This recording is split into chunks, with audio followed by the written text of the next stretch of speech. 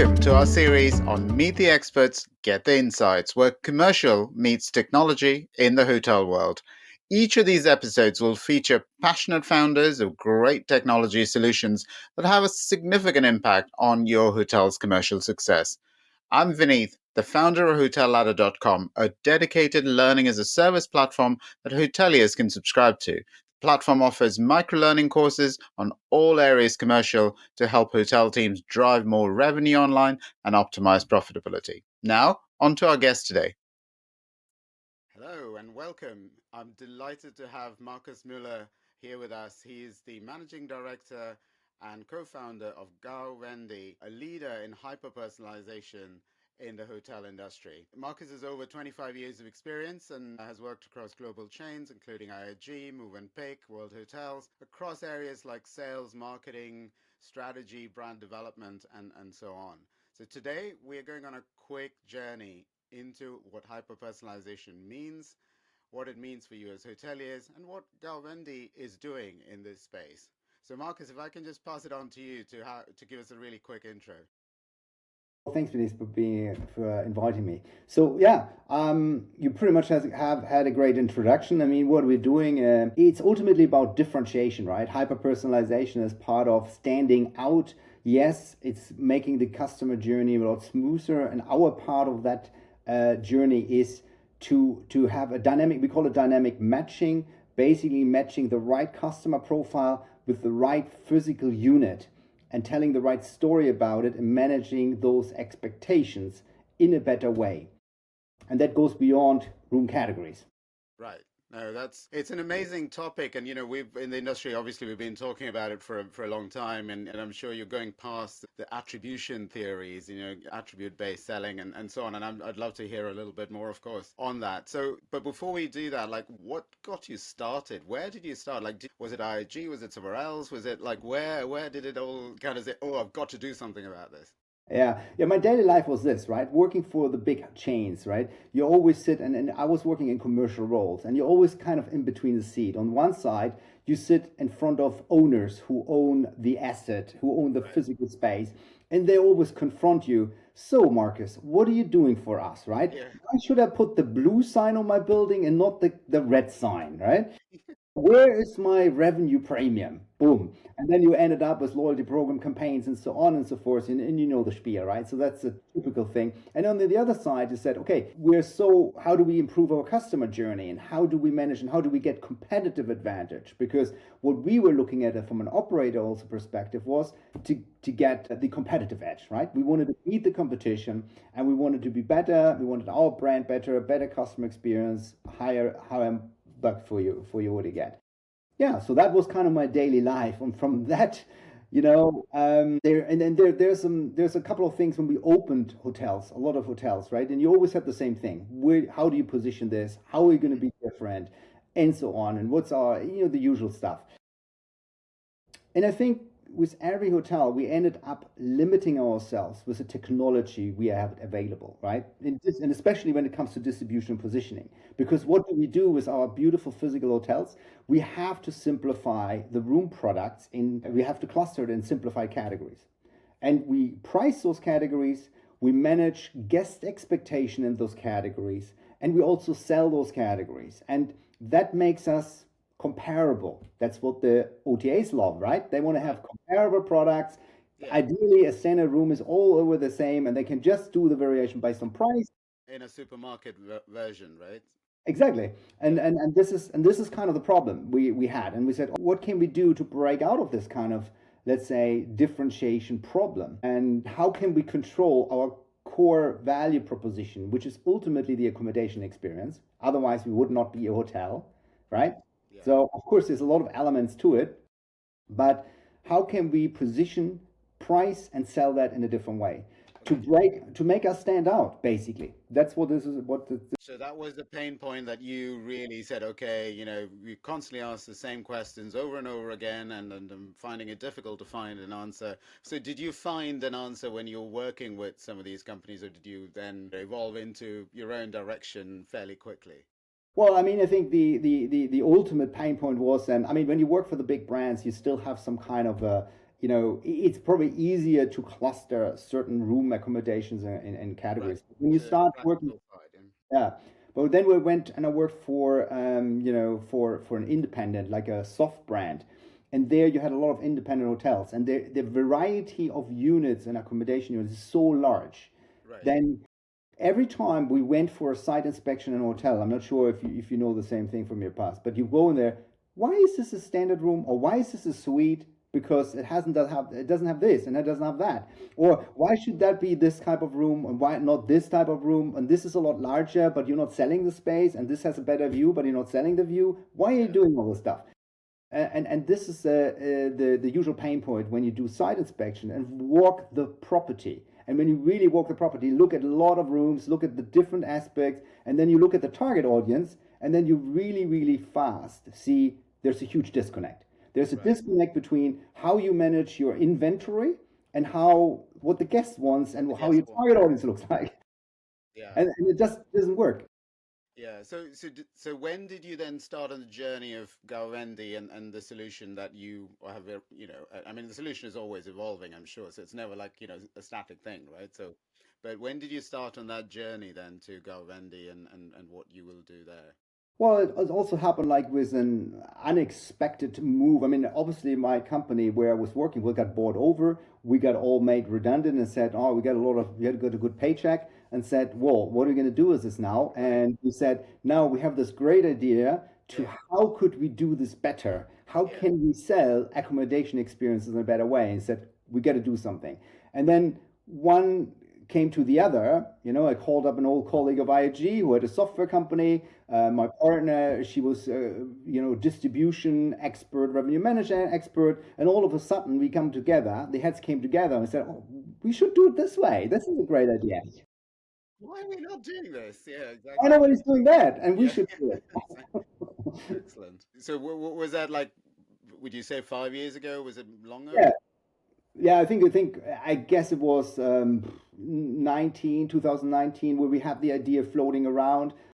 Then basically started the company in 2020s, and then we launched the first product in 2021, the MVP, end of 2021. Right. So, and since we're there, yeah. Okay, brilliant. And what's with the name? So I'm sure you asked this question.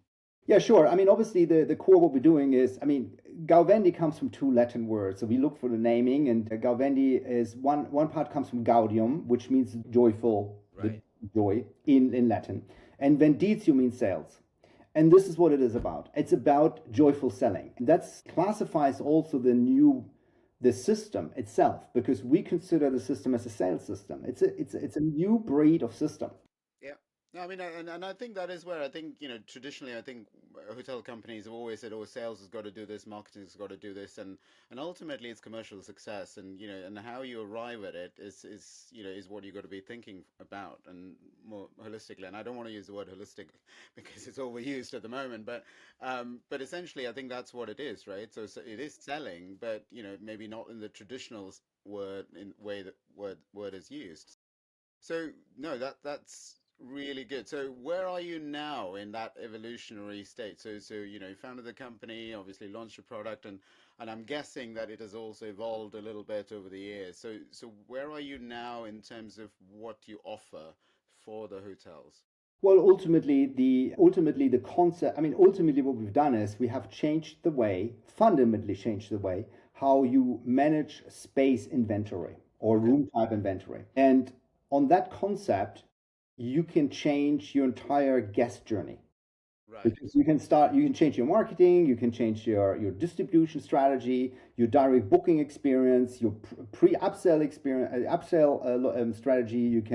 Your arrival experience is different, and even your post or loyalty kind of activities can change because you're changing the core asset, which is your product. And we evolved on this, and we have our own definitions. We call the concept dynamic inventory. So not Okay. dynamic pricing, but dynamic Okay. inventory. And we Yeah. call the process itself, we call dynamic matching. Okay. Dynamic matching between customer profiles and the right space.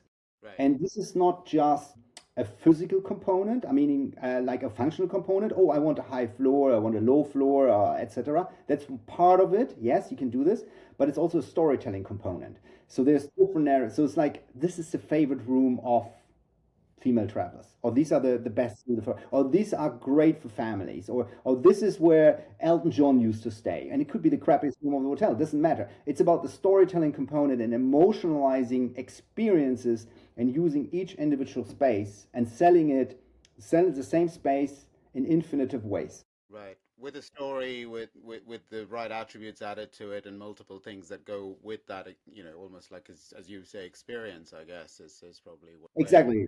Yeah. And in your experience, I mean, how are hotels doing this at the moment? Whether it's with Gau Vendi, you're pioneering lots of different new ways of doing it. Are hotels at the moment leaving some money on the table, Yeah, yeah, a lot. doing it right? I mean, a lot. I mean, we do have that proof, and we found that out relatively quickly in our MVP, even where we started with the booking experience. So we changed booking Yeah. engine. So to Okay. prove the concept, we started with a booking engine and say, okay, let's not sell just the standard rooms. Let's also sell maybe attributes, high floor, low floor, Mm. etc. But also let's emotionalize these units. So and then we recommend these products in the best way. So not to Right. overwhelm the customer, we just recommend maximum six and do that. And we found an average just about 20% higher revenues when you sold like this because now we could add revenue to the spaces and to the units, and that was very powerful. The answer is yes. So you leave money on the table. And the other thing we noticed is that everybody was telling us this, there was less phone calls and emails. Right. Because of the individual nature of, does this room, can this room do this, or can the Exactly. children stay next to us, and things like that. Yeah, there's And that, lots of, that fell away. Yeah, yeah, that fell away. And that was it. And then the third observation we had, we definitely had higher conversion ratios, and we had a shift from OTAs to direct because we know that people who look on an OTA, right, 65% or whatever the channel manager stats say, also look directly on the website. And then we yeah, capture more of that business because they yeah, find something different. And in the early stages, we even had hotels who were reporting and saying, "Oh, I just had a call, and they said on Booking.com I have this room, but I see on your website you have this beautiful corner view. Can I have that?" And I yeah, said, "Great, strike, yeah. because now That's what we want to hear. Yeah, that's what you want, right?" yeah, And the hotel was asking, "How do I deal with the situation?" He said, "Well, it's very simple. He said, if you want to confirm the corner view, you have to book direct. Otherwise, we cannot guarantee you where you end up." yeah, yeah. Very No, that simple. that is brilliant. That's a really good example. So getting to this point, I mean, you would have had a fair few learnings, I'm guessing, in terms of your interactions and obviously building the tech product and so on. What would you say is one or two of the key sort of learnings in this journey so far that you've had? Well, I mean, the learnings are Too constantly. many to list. So, I mean, the learnings is. I mean, let's put it this way. Interesting enough is that the biggest the challenges we thought by selling this way were not the challenges. We had different challenges. So and I think that the biggest issue we have, I would say, is the that people.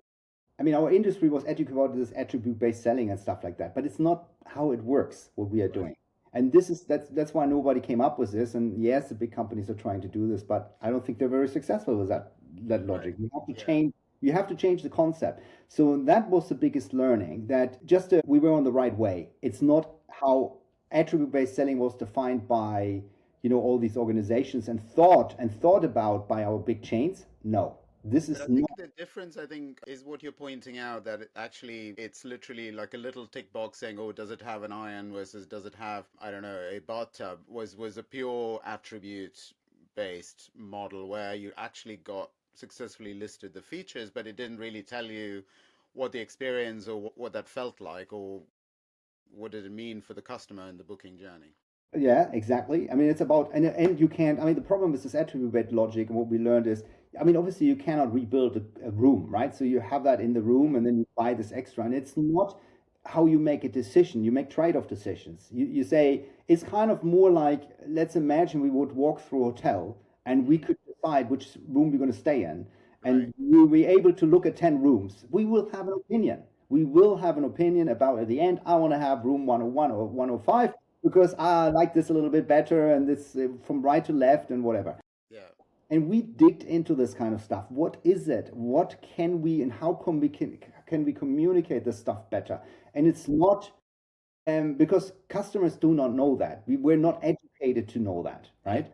yeah, And I think and that's basically the biggest learning. It has to do a lot to do with the right labeling of units, the right storytelling, and I highlight this. It has beautiful sunset and river view or whatever. I highlight some of the features. I mean, it's even more important to highlight this kind of combination than just to say, okay, it has a bathtub or a shower. I mean, okay, if I want a bathtub or shower, people understand that. But in principle, we do not have an experienced language as yeah, such. yeah. I mean, and it's also it feels like you flipped the view. I mean, really looking at it from a guest point of view rather than from a hotel point of view, which is what we tend to do because we have our product and we say, oh, we can do all these things and we know how wonderful it is, but it doesn't come through in the same language, as when a guest is looking at it.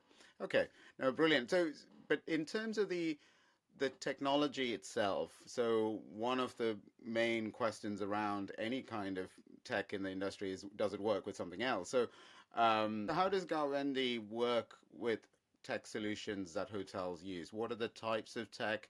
Is it the PMS? Is it the channel manager? Who do Yeah. you? How does it work?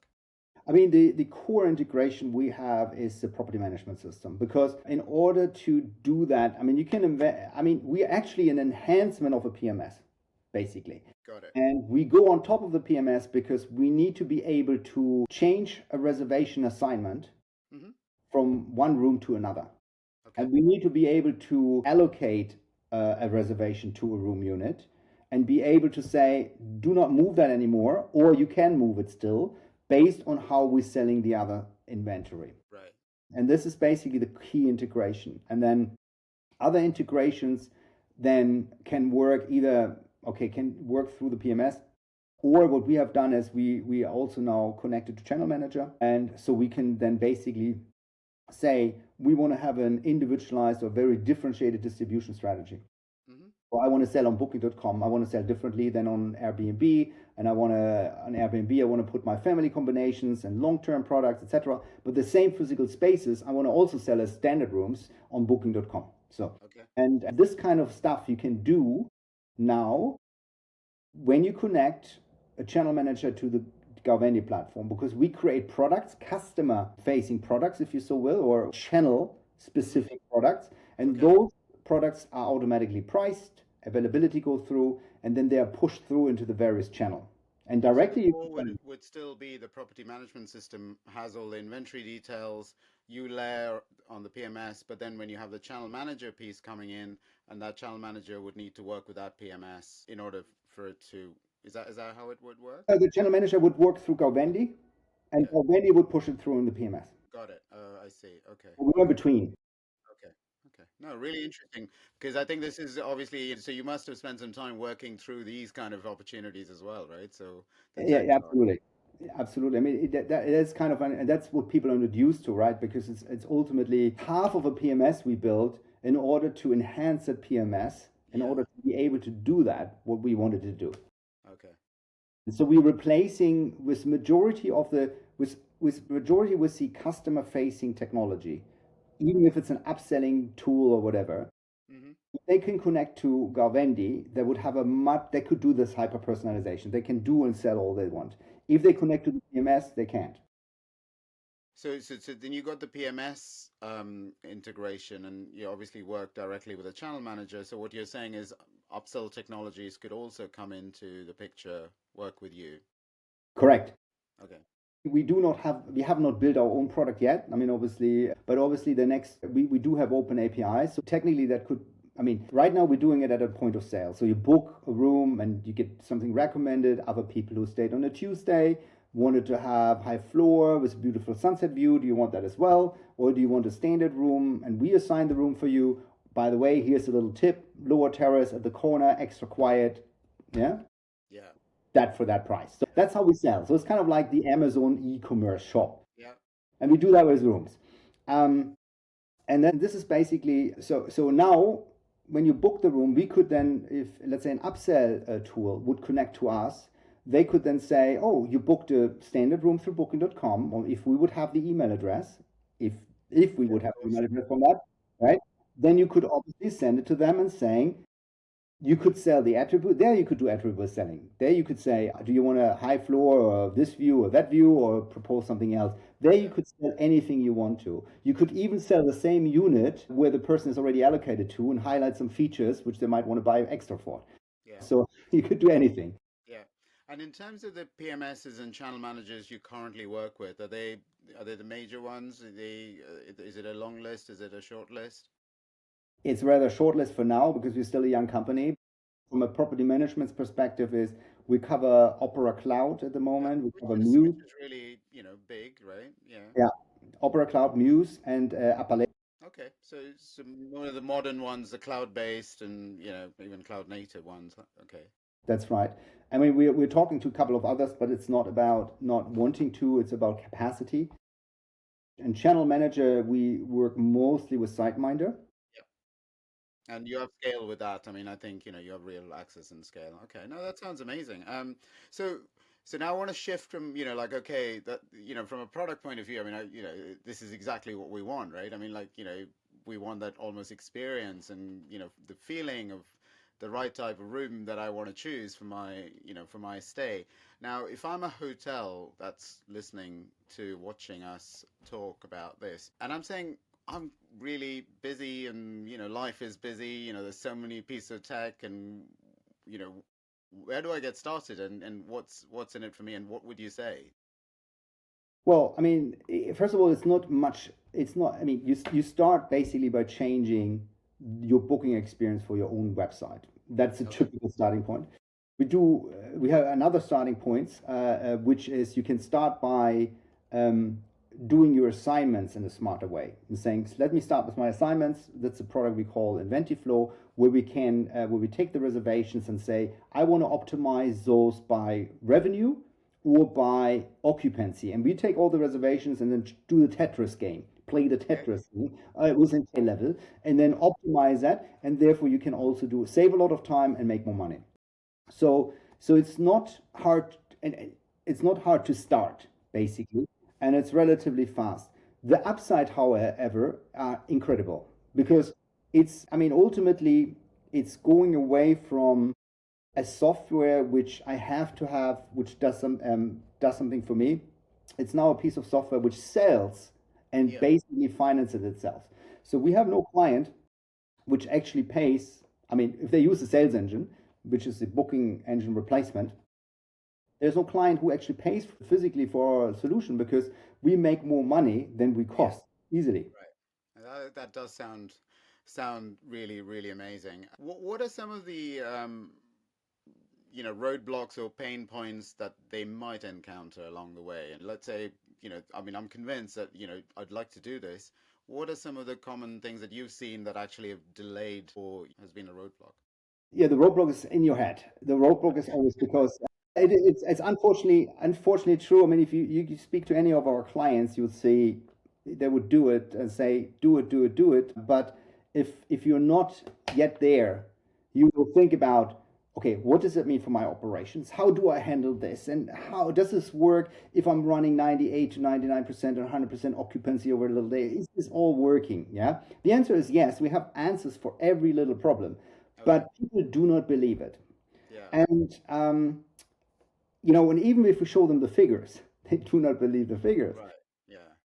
And I think this is our biggest challenge because we can only be transparent about what we measure. We can only show them what it is. Of course, you have challenges. Of course, there might be issues sometimes. Maybe, but you have that as well now, right? Yeah. And is the ROI side of things, I mean, is that, obviously would the ROI be higher based on number of rooms that you have? So if you have a 20-room hotel and you're doing, of course, the ADRs and all that will matter as well, but what's your ideal hotel size for, to get real benefits? I mean, the benefit is just differently defined. I mean, our smallest client has 3 rooms, and Okay. he's acting like he has 30, right? Yeah. So I mean, Because obviously, of the variety. Yeah, okay. Yeah, the because use case. he's selling the whole house exclusively, two and one combinations or different combinations, each unit individually, then with spa, without spa, with gourmet dinner, without gourmet, and blah blah blah. So he has about 25, 30 products, Yeah. and he distributes those 30 products obviously in different channels, and there or he has a better positioning. On the other side, we have units, we have big apartments which have 640 units, Hmm. or a camping space which has 1,000 spots. Right. So I would say everybody benefits. The sweet, I would say, where you make really serious money Hmm. once you're over, let's say, 30, 35 rooms, or Okay. even 30 rooms, you will make serious money. We always, it depends a little bit on also your direct booking. So Yeah, fair enough. the rule of thumb is like this: if you make 5% direct business on your website, 5%, Okay. and if your average rate is a bit over 80, 90, let's say euros, that range, right? Then it will finance from itself. There's no doubt. I mean, we can give you a guarantee it will happen, right? Because it's just cognitive Okay. No, I science. mean that's as clear as it gets. I mean, because you can't have better indexing than that. I mean, yeah, no, absolutely. But and in terms of the essential tech stack, so a hotel that would like to get started tomorrow, they would ideally have an Opera PMS, Muse, Apaleo, ideally, or potentially they're using SiteMinder. That doesn't matter. I mean, the main point for us is the PMS. So as long as they have one of the three PMSs, they can start with minimum one product. Yeah. Always all products, with Yeah. minimum one, Okay. because you can just start with the what I call the assignment inventive flow part, or you can change your booking engine to a sales engine, and therefore you can keep the channel manager on your PMS. If you do have, let's say, we do have a couple of let's say soft brands now which require some of the bigger ones, as you know, Hmm. they keep that, Yeah. but they still change the booking engine to us. Okay. Okay. What about the training aspects of it? Like, so, again, as a hotel, how much training do I need to set up and run with what you're offering? Well, I mean, it's definitely, and this is you definitely always take some time. It's not difficult for. I mean, there's people who are savvy, and can, let's put it this way: if you have seen a revenue management system before, if you have worked with a CRS system before, or you're working with a PMS, it's very easy to understand that backend system. However, the biggest shift is always a mindset, and what we do is we usually set everything up for the clients, and we take a honeymoon period, 3 to 6 months, take them really closely by the hand, and then at some stage it makes click in your head and said, oh, I could actually do this Yeah. exactly. And it suddenly starts working. And that's usually what we see actually with everybody. So we start simple, let it run, and then people get the idea, and then all of a sudden they experiment with it. Yeah, so the adoption piece is what you're referring to, right? Suddenly it becomes, like, okay, I understand and it can do so much more and now I get it. And that early stage when it's new, I think with every tech solution, I think it is a problem that adoption sort of side of things is always the challenge. I mean, we all know it's not just for one solution. No, that's really interesting that you actually handhold that sort of side of it for for long enough for a hotel to understand and benefit from it.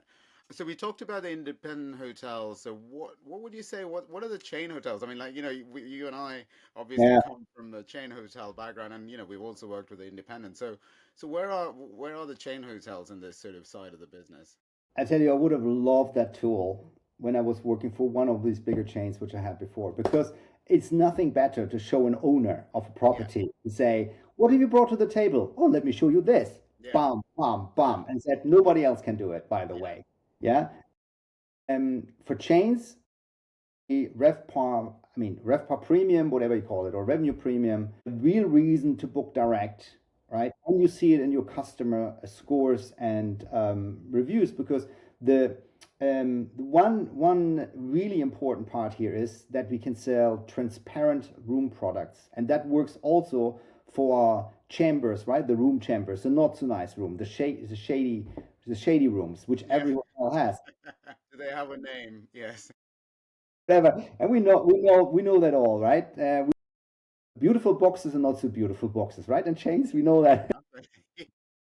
And obviously, what works very well is because we're selling this under this concept called graded label. So let's say you have a lowest price room product, and it says standard room, facing the street, ground floor, suitable for one night only, lowest price. You're right. You don't want that. Yeah. Here's most popular, or the standard room, more quietly located in the middle, etc. $5 more.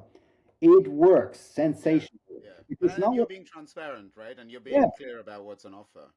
And when somebody books the lowest room unit and still knows that, guess what happens? He's not going to give you a bad review. No, Not because because you're you know straightforward about it. exactly. And this is exactly the power of it. What happens is your net promoter score, so your guest ratings will go up. And I think for chains, this would be it's an incredible vehicle for driving more direct and making your brand even stronger than it is. So it adds a differentiation part to your scale, and that is very powerful. Yeah, no, it does. I mean, I'm convinced. So, I think it's a question of, how many people can be convinced. Do you see many larger companies doing a version of this? Like, are you currently working with any large chains, or is it something that, that you'd be looking at? We are in a couple of sandboxes for some larger companies, but you do know, I mean, there's obviously I think there's IHG who has launched their attribute-based selling, as they call it, program. There's Marriott who has done that. I'm not sure if they rolled it back, but they all talk about it. They launched it several times. You see it in action. Not great in my review. I mean, if you compare what we've done, not great. I don't know how that should work, to be honest with you. Yeah. Why they're also quiet about it. So to be honest with you, they are for me on the wrong. They have done a fundamental it's a fundamental challenge. They're treating it as room categories and on top of attributes, and this is not how it works. We need to dismantle this. Start with company. So we have to start with company customer products and then match the physical spaces. And we have all that. Today is Able there. to do that. We're able to do that. So we need to turn around the process, and they haven't done that. So Okay. I don't think, and as you know, the big guys are moving very, very slowly. And before they talk to us, you need to have five insurances and this and that and whatever. So Yeah. it's not for a It's small never startup. straightforward, but it's really interesting at the same time. I mean, because we know that sometimes it's not because of lack of people having the ideas and the interest and the inclination to be different about it, but the overall decision making process in larger companies just sort of stifle that kind of progress. And so yeah, all I can say is for for your sake and for all ours, that there is a bit more movement in that regard for sure. If a hotel was watching this right now and says, okay, well, I don't do all of this, and what would you say to that person who's watching it? What should they do right now? Well, they should definitely be in touch with us if they want to have better guest experiences, and if they want to sell in if they want to differentiate their property, Okay. either from the competitor, if they want to have more personalization, and even if they want to have more automation. If they have no reservation stuff and they know how to do and personalize these requests, we automate that hyper-personalization stuff. Right. And then that reduction in inquiries that you mentioned earlier on in the conversation as well, right? So, Correct. you know, So we're solving a lot of problems, and there could be different problems depending on what kind of property you are. yeah, yeah. No, that's great. So, where is your journey going next? I mean, where is it going? Well, I think the now we have this generative AI on AI developing so fast. So obviously, what we are now doing is we have our concept called dynamic inventory, which we price it differently, we manage it differently on top of the PMS. Now, if you plug in other AI agents on top of that, it's a game changer. And that is obviously the next level. And if you do AI agents just on PMSs, maybe like they are now, and they work with categories, they still do not know how to price the individual features and elements. They do not have the language of experience. And we created a language of experiences on top of a PMS. And that language is, we call it in technical terms, ontology, data structure, data ontology, which we created. And that combined with AI agents is hugely powerful. And Okay, this so is to where we match go. the knowledge that you've developed with the agents that are coming already there to a certain degree, and then you have even more power, more speed. And Correct. effectively for hoteliers who are looking into this space again, so what does this mean? Like, so if you have what you've got already in place, an AI agent on top, what does that mean for a hotel? Well, I mean, let me show you the okay. So let's talk about the what's the difference between now today you have, for example, phone agents, right? Already you can call something up and the person, the AI talks to you perfect, and you Yeah, can make a reservation and a booking, and then you automate it.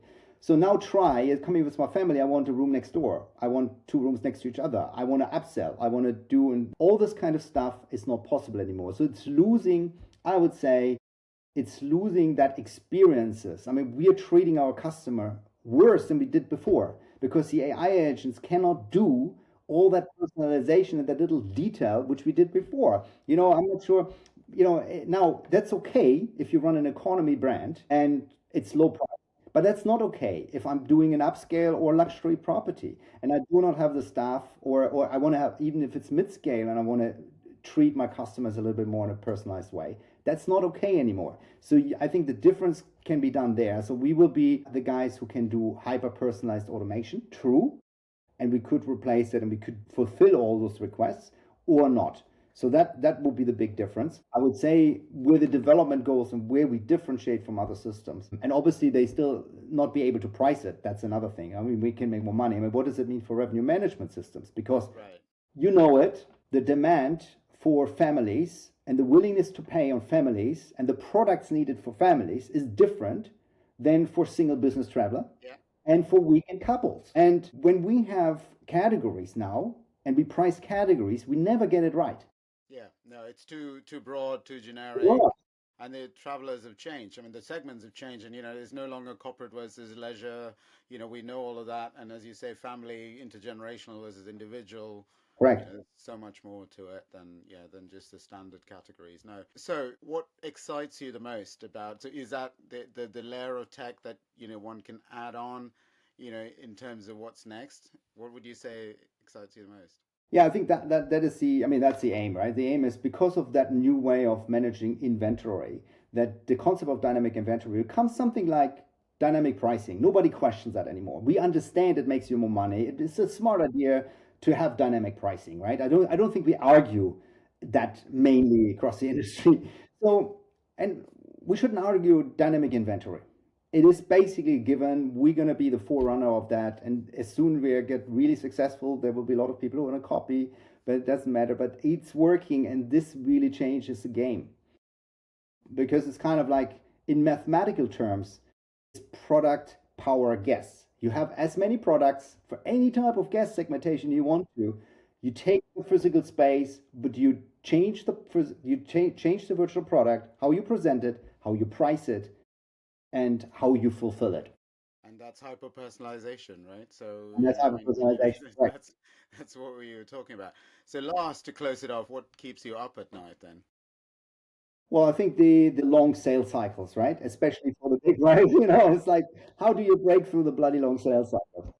Yeah, so we need a shortcut for that, but sure, Marcus. But no, it's been brilliant. So thank you so much for sharing. This is your journey, but also equally exciting the way you're really looking at proper personalization using technology to actually be the backbone of it, but not replacing anything really. I mean, because you are trying to make that unique experience and you want to make a real great experience for the hotel through the booking and then making sure that that's delivered when they get to the hotel and there are no sort of surprises because the promises were all muddled. So thank you for this conversation and good luck with, breaking that sales cycle as we talked about. And yeah, and then I'm sure we'll be in touch. Thanks so much, Marcus, for joining us and talk to you soon.